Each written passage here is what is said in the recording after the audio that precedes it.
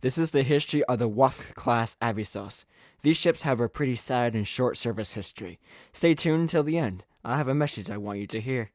Yes, I am a real person behind these videos. It's not created solely by an AI. I grew up watching ocean liner designs and I kind of wanted to do my own bit, you know? I don't have the resources nor the editing skills to make a video as quality as them, but with AI, it's becoming a little bit easier for people like me to make a video.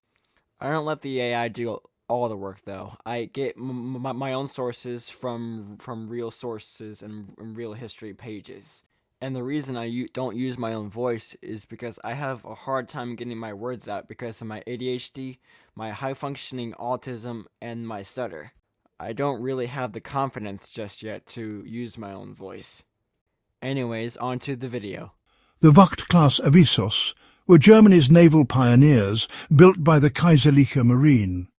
The German Kaiserliche Marine had begun building modern, steel-hulled Avisos in the 1880s to serve as fleet scouts and to lead flotillas of torpedo boats. The first of these were the two Blitz-class ships.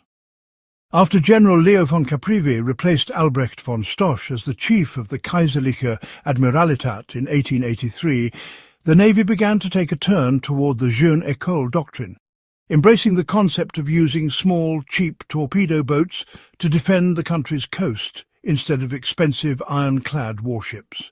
This strategy found favour in the Reichstag, which at that time opposed naval spending. Caprivi directed that the next Aviso to be built, what became the Wacht-class, should be smaller and faster, able to keep pace with the latest torpedo boats. The resulting ships proved to be disappointments in service. Their smaller size rendered them poor sea boats, which was revealed only after they had been completed and conducted sea trials. Additionally, their gun battery was too weak to allow them to effectively engage comparable vessels in other fleets. Both of these defects limited their utility as fleet scouts. The class did introduce some improvements over previous designs, however, including an armour deck and protection for the conning tower, along with electric lighting for the ships. General characteristics: the Wacht-class ships were 276 feet long at the waterline and 281 feet long overall. They had a beam of 31.7 feet and a maximum draft of 12.3 feet forward and 15.3 feet aft. They displaced 1,246 metric tons as designed and up to 1,499 metric tons at full combat load. Their hulls were constructed from transverse steel frames. Talk about an upgrade. Wacht and Jagd each had a crew of 7 officers and 134 enlisted men. The ships carried several smaller boats, including 1 picket boat, 1 yawl, 1 dinghy and 1 cutter. They were poor sea boats. They rolled and pitched badly and were very wet. They were also not particularly manoeuvrable vessels. Machinery. Their propulsion system consisted of 2 angled 3-cylinder triple-expansion engines that each drove a 11 feet wide, 3-bladed screw. Steam for the engines was provided by 4 coal-fired locomotive boilers trunked into a single funnel amidships. In 1891 to 1893, new boilers manufactured by Schichau-Werke and the Kaiserliche Werft in Wilhelmshaven were installed.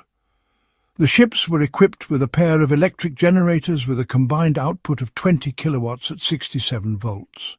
The ship's propulsion system provided a top speed of 19 knots and was rated at 4,000 metric horsepower, though neither ship reached that horsepower in service.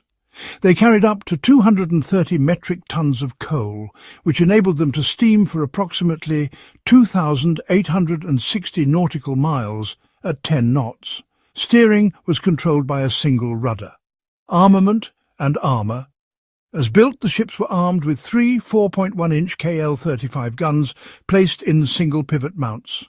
The guns were supplied with 180 rounds of ammunition and a range of 23,000 feet. Wacht and Jagd also carried 3 13.8-inch torpedo tubes, one mounted submerged in the bow and the other 2 in deck-mounted launchers on the broadside. These torpedoes were only 10 inches more than a foot long, so they were pretty short compared to more modern torpedoes. Modern torpedoes are 19 feet long, can travel at 32 miles per hour, and have 647 pounds of explosives attached with a proximity fuse. A single hit would probably sink this little Aviso. This really shows how far technology has come since the 1880s. Anyways, in 1891, four 8.8 centimeters SKL-30 quick-firing guns in single mounts replaced the 10.5 centimeters guns. The ships were the first German Aviso to carry armour.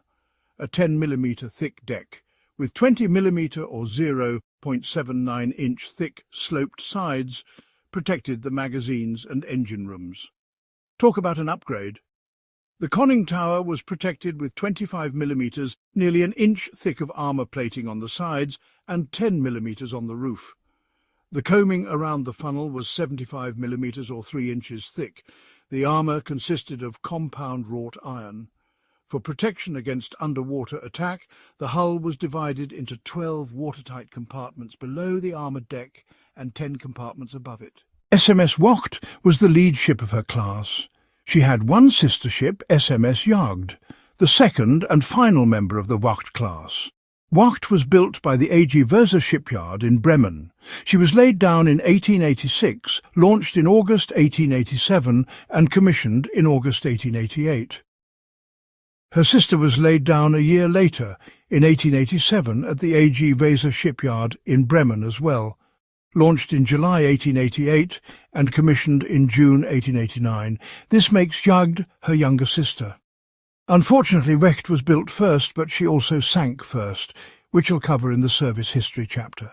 Wacht and Jagd served in a variety of roles during their careers.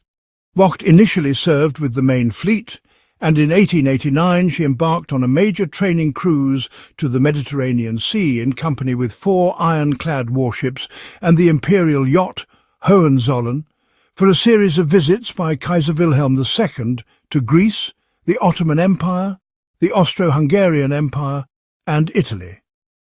By the time the ships returned to Germany, Jagd had entered service as a guardship in Wilhelmshaven, though she escorted Wilhelm II aboard Hohenzollern for another pair of cruises in the North Sea in 1890 and 1891. Both ships also took part in the peacetime routine of training exercises that culminated in major fleet manoeuvres every August and September.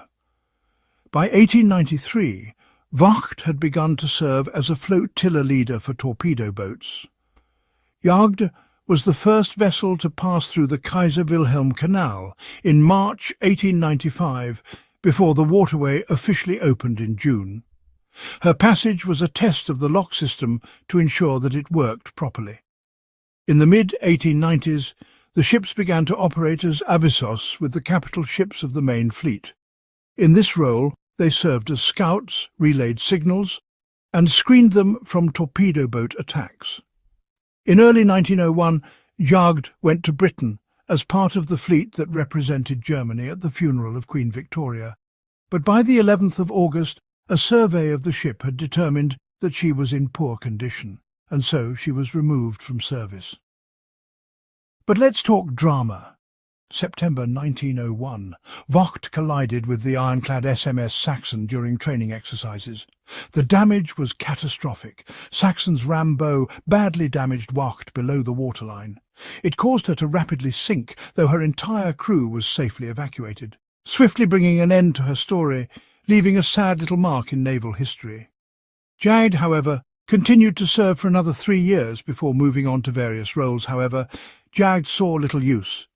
She was struck from the Naval Register in May 1910 and then used as a torpedo launching platform for torpedo training, until 1920, when she was ultimately sold for scrap. The Wacht-Class Avisos may be long gone, but their contributions to naval advancements are unforgettable. From armour protection to torpedo armament, they were true pioneers of their time. I myself have never seen a steamship in person. I never get the chance to go anywhere these days, let alone see a steamship up close. I wish I could, but it seems fate doesn't want me to experience that. I have hope, but my life so far just won't allow it. Living in the middle of Kansas in my dad's house, I wish I could see and experience the world. I wish people would listen and hear my story, but there's no place for me in this world. But I have hope that dream will come true. Maybe in the next life, who knows? Stay tuned for more nautical tales. Don't forget to like, comment and subscribe for your next dose of history.